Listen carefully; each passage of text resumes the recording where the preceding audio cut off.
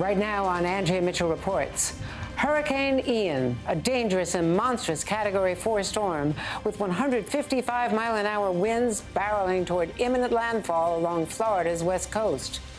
The storm carrying with it a life-threatening storm surge as high as 18 feet that will severely impact millions of people and put the Barrier Island communities completely underwater. MSNBC's Ali Velshi is in Naples, Florida. So, Ali, what can you tell us about the situation there at this hour?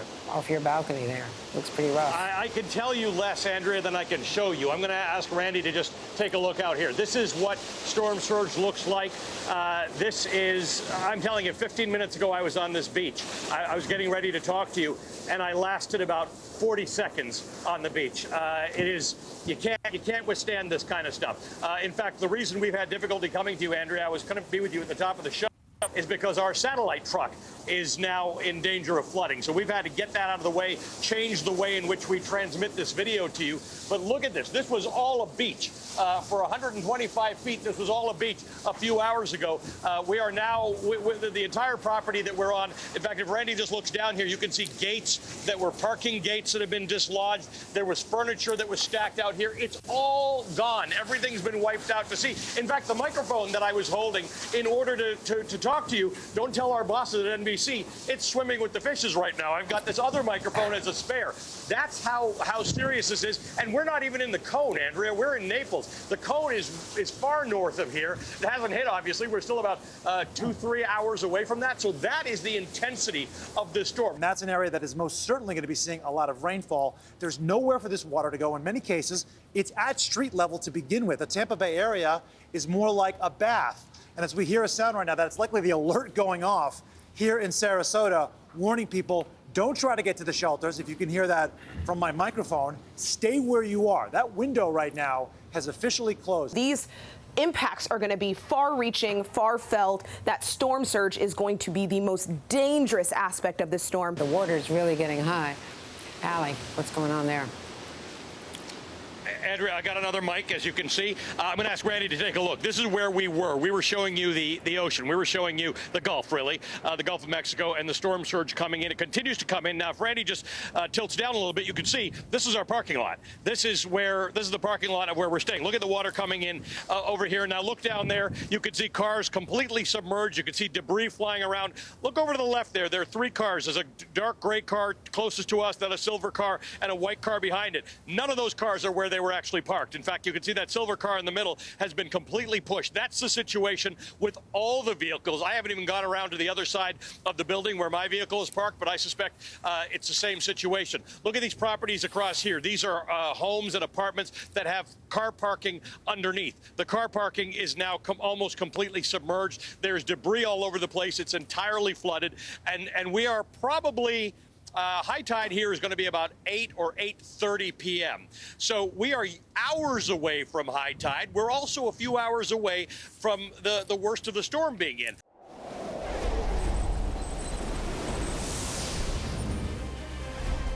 Good day, I'm Chris Shansing, live at MSNBC headquarters in New York City. A nightmare of historic proportions is unfolding in Florida right now. The eye of Hurricane Ian is on the verge of making landfall on the state's heavily populated west coast. Look at all these cars that were parked in an orderly fashion that are floating. We're not at 4 feet of water. You were talking about 12 to 18 feet of water. We're not at 4 feet of water, and probably we're going to get to 6 feet maybe here in Naples. We might be seeing places in Florida that are tripling that amount of water. And this is, by the way, happened in the last hour and a half or 2 hours. This has all happened very suddenly. I'm guessing that just from the last 20 minutes when we spoke last, you can feel the difference. Well, look, you know, bringing back the curtain a little bit, Chris, you and I both covered a lot of hurricanes. Seems perfectly fine here. All of a sudden, I reach back, and we've got a lot of wind right here. Randy, wow. Take a look at what's going on. You guys were just talking about storm surge. For most people, that feels like a flood. This is storm surge. This is the ocean coming into Naples. There is no delineation anymore between the Gulf of Mexico and Naples at this point. The brunt of this is going to come on the back end as we get another solid gust of wind here. The back end is what city, state, local, county officials are so worried about. That storm surge that comes on the tail end after the eye passes, after those lashings kind of whiffed through this area and then it settles down. You're talking about 3 to 4 miles per hour, as I'm sure you've been saying. That crawl means a significant dumping of rain for several hours. Inglewood to Bonita Beach, including swaths of Port Charlotte, are bracing for up to 18 feet of storm surge per NOAA. Quote, unsurvivable conditions. At the moment, we're seeing doors flying off of places. Actually, I just saw one on the 4th floor that's moving, and we just saw a door come off of, you can sort of see it, Randy. Can you push into that? That's a door that's hanging off. There's siding that's floating away. We just saw a boat, a little dinghy float away. Take a look at all these cars now. I've been sort of focusing on these for the last couple of hours. These cars were all nicely parked in rows on the left and the right, and they're now all floating freely. My car's on the other side of the building, and I don't even want to look at what the situation is. Right now, we are not in the worst of it yet.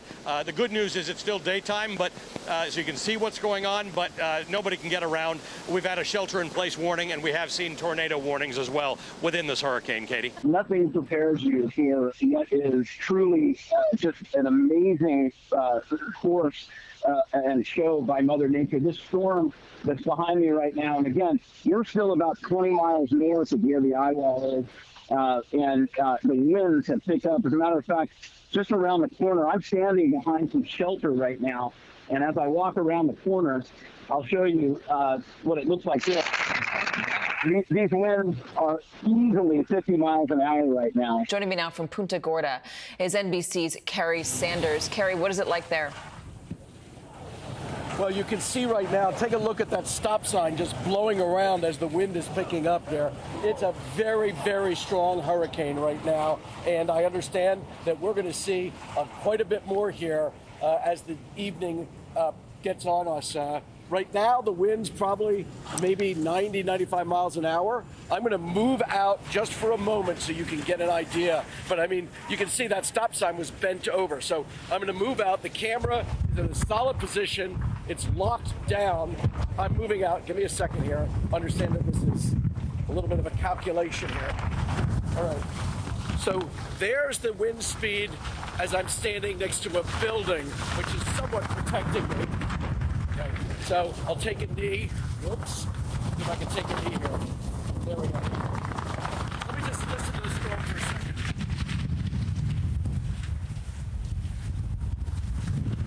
Okay. You guys got it. I'm going back up. This is really getting strong. You get the idea. That's power. That's Mother Nature. And that's what's going to be potentially taking off some roofs, peeling back shingles, knocking down tree limbs, taking out power. It's all of that. And we're going to see that for hours going here. I'm going to ask Randy to just turn around quickly and give us a shot. But Randy, I'm warning you, it's much blowier than it was earlier. We are now getting very close to high tide here in Naples, and there's a combination of high tide and the heart of the storm. Now, we're not in the cone, Hallie. We're substantially south of it, actually, and yet look at the wind and look at the surge that's coming in. This is when we talk about storm surge. For people who don't experience it, they think of it as flooding. Let me just describe this to you. This is the Gulf of Mexico becoming one with Naples. This isn't flooding. This is the ocean flowing in, and with it, pushing water in. The hotel was actually trying to provide services, but we lost power. You can't get to the front of the hotel. The entire first level of the, is completely flooded. Let me go back to our Ali Velshi, who was on the ground in Naples. And Ali, even from the top of the hour at 3 to now 33 minutes later, we've seen Ian make landfall. We've seen it get worse where you are. Yep. Yeah, and by the way, another measure of how it has gotten worse is the 6 counties around here have now skyrocketed to 582,000 people without power. I've been watching you all day long. Please also tell me how you're staying safe.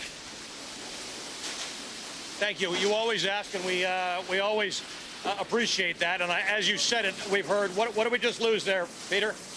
All right, something has come off the building that we're in. In fact, we're seeing a lot of that. Moments ago, we saw a fridge. You could see overturned vehicles. Now, obviously, local responders can make decisions, but by and large, until the storm passes, they are not going to go into a situation for rescue and put their own folks at risk. We're on the back end now, where the back eye wall is coming through. We've had some of the strongest winds here so far. I'm inside a parking garage area, so we're somewhat protected when the winds are furious. And as the winds are blowing, there are cases at certain points. There are things flying in the wind, like roofing shingles. It's going to be a very long time to get in a battle, to get an assessment of what's happened here, because it's starting to get dark, and when this storm finally passes through and the rain quits around midnight, then we'll wait for the sunlight to really see how bad it is. Well, I just stood over here for a second. You can see it's still here. We've got another one of these outer bands that's hitting us now on the back end, or what they call the dirty end of the storm, because obviously this part hit us. But a couple hours ago, this is the first time in 6 hours that I've come back down to ground level. And it's a few hours ago, I asked my team, we heard something that sounded like structural damage under us, because we've been reporting from upstairs. And look at this. It's a cinder block wall that was the entire width of this area came down. You can see the bits of cinder block all over the place. Now, it was not a structural wall. There's a beam here, so this wasn't structural. But think about this. There's a joist here, a little aluminum joist hanging by, you know, a couple of wires. That's the kind of thing that in 112 miles an hour, which is the gusts that earlier, can impale someone. There's like little fittings that are all over the place. Small, they don't weigh very much, but imagine that flies in and hits you. So that's the kind of danger that occurs even in the smaller part of the storm that we've got. This kind of damage. What you're seeing right now are just the northern bands of Ian. So we are still hours away from the worst impact of this storm here in the Orlando area. The amount of water that's been rising and will likely continue to rise today, even as the storm is passing, is basically a 500-year flood event. This week he became paralyzed and he was at the hospital, but they released him to come home. So how did you protect him, and what was that like? It was terrifying. I took some blankets and I put holes in them with the scissors, and I zip tied them to the hospital bed, and then I took a big tarpaulin that had grommets and I zip tied that over it, and then I put pillows in plastic bags and I duct taped them to the top of the sideboard, and then I put pillows between the sideboard and the window because I didn't want him to get cut up to death if the window blew in. And then I put a life jacket on him so that if the water came, he wouldn't drown, he would float. Yesterday I wasn't a very good caregiver. Most of the day I hid as he was scared, and I wasn't there to comfort him. I was hiding. I was a coward. I was under the table hiding. I think everybody can understand you did so much for your husband. But now he's, you know, it's time to be his wife again and go back and do what he needs. Take a look at this pickup truck, this Ford F-150. Hard to see, but the left tire of this car, Randy, I don't know if you see that. The left tire of this car is over the edge of the pier. Here in Fort Myers, with the sun now up, you can see the level of wreckage residents are grappling with in the wake of this brutal storm. And I'm just gonna kind of give you a picture of just the randomness of the brutality of this storm. Here on the marina, there was a couple of shops, a little B&B getting ready to set up shop above it. The wine bottles that were stored in here are perfect. None of them broke. And yet, when you see the intensity of it, talk about randomness, see the bed? You got the mattress and the box spring. They're not separated, but the building is blown out. And then here is what is really just, it gives you a real clear idea of the ferocity of the storm, the water and the wind. Like, this is a 50-foot yacht. It was docked over here in the marina. It ended up on top of that SUV. He was crying, "Mommy, don't let me die."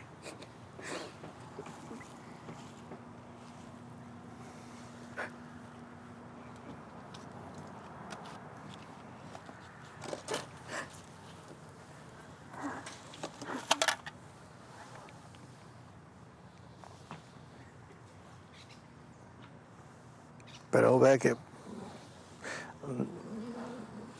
salieron de esa. Dios los protegió.